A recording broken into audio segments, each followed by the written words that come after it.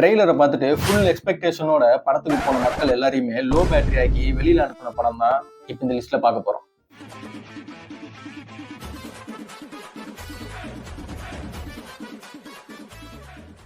Nelson direction, Vijay மாசு, அனிருத் மியூசிக்கு, அதோட mall ஐஜாக்கு எல்லாமே சேர்த்து நல்லா டையாட் படம் மாதிரி வரும்னு நினைச்சு போய் பார்த்த படம் தான் பீஸ்ட்.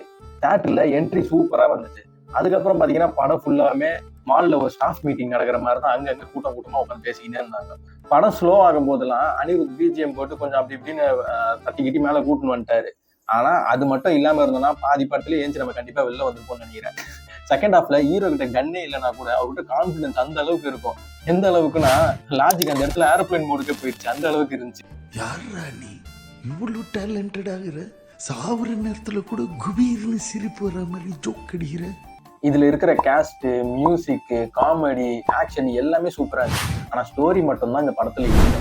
இந்த படம் எக்ஸ்பெக்டேஷன்ல பீஸ்ட், ஆனா ரியாலிட்டியில ரொம்ப லீஸ்ட். நீங்க பீஸ்ட் பார்த்தப்போ பீஸ்ட் மோட்ல இருந்தீங்களா இல்ல ஸ்லீப் மோட்ல இருந்தீங்களான்னு கமெண்ட்ல சொல்லுங்க.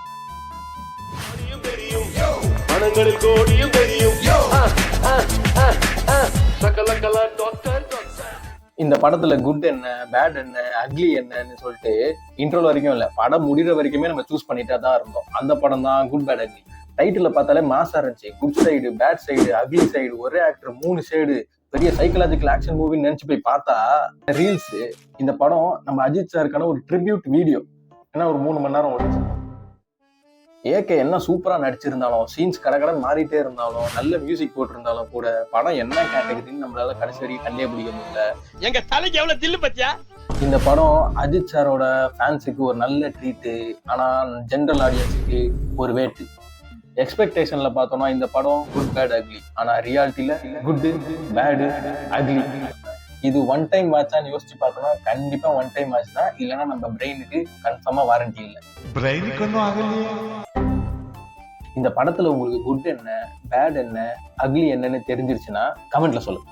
அடுத்து படத்துல சென்டிமெண்ட் பார்த்துருப்போம். ஆனா சென்டிமெண்ட்டே ஒரு படமா எடுத்திருந்தாங்கன்னா அதுதான் நம்ம ரஜினிகாந்த் சார் நடிச்ச அண்ணாத்த. ட்ரெய்லரை பார்த்துட்டு ரஜினி சாரோட மாசு, வில்லேஜ் பேக்ட்ராப், சிஸ்டர் சென்டிமெண்ட்னு சொல்லிட்டு ஆக்ஷன் பிளஸ் சென்டிமெண்டோட ஒரு படம் இருக்கும்னு நினைச்சோம். ஆனா கதையிலேயே ஒரு இடியை போட்டாங்க. அந்த படம் தான் அண்ணாத்த. ஃபர்ஸ்ட் 10 நிமிஷம் மாசா இன்ட்ரோடக்ஷன்லாம் கொடுத்து சூப்பரா கொண்டு போனாங்க. ஆனா அதுக்கப்புறம் மிச்சம் இருக்கிற எல்லா மணி நேரமும் சென்டிமெண்ட்டை போட்டு தாளிச்சு எடுத்தாங்க.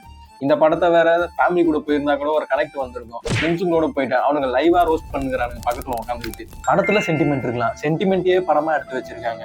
இந்த படத்துல நம்ம ரஜினி சார் ஒரு ரொமான்ஸோ சகிக்க முடியல. முக்கியமா காமெடின்னு பண்ணிட்டு இருந்தாரு சூரி, அது சுத்தமா முடியல. அந்த காமெடி எல்லாமே இருந்திருக்கலாம், மொத்தத்துல இந்த படமே எடுக்காம இருந்திருக்கலாம். முக்கியமா செகண்ட் ஹாஃப்ல அவுரா பிரிட்ஜுக்கு அவுக்க முடியாத ஒரு முடிச்சு ஒன்று போட்டானுங்க பாருங்க, அதுல அப்படியே ஆடி போயிட்டோம். அவன் அலர்ந்த சத்தத்துல இந்த கோட்டையே அதிர்ச்சி.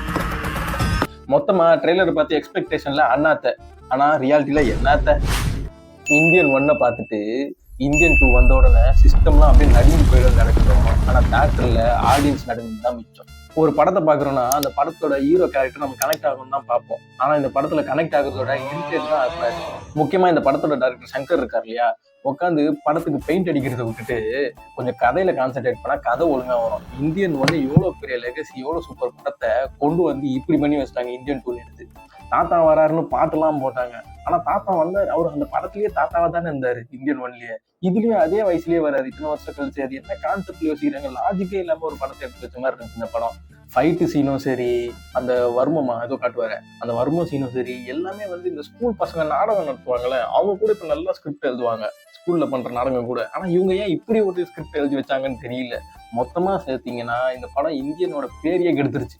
ஆக மொத்தத்துல படம் எக்ஸ்பெக்டேஷன்ல இந்தியன் 2, ஆனா ரியாலிட்டியில இந்தியன் வர்மாலஜி சென்டர். அடுத்து நம்ம பார்க்க போற படத்துல பாஸ்ட் இருக்குது, பிரசன்ட் இருக்குது, ஆனா ஸ்டோரி மட்டும்தான் இல்ல. அப்படிப்பட்ட படம் தான் கங்குவா. அந்த டேரக்டருக்கு தான் ஃபியூச்சர் இல்ல.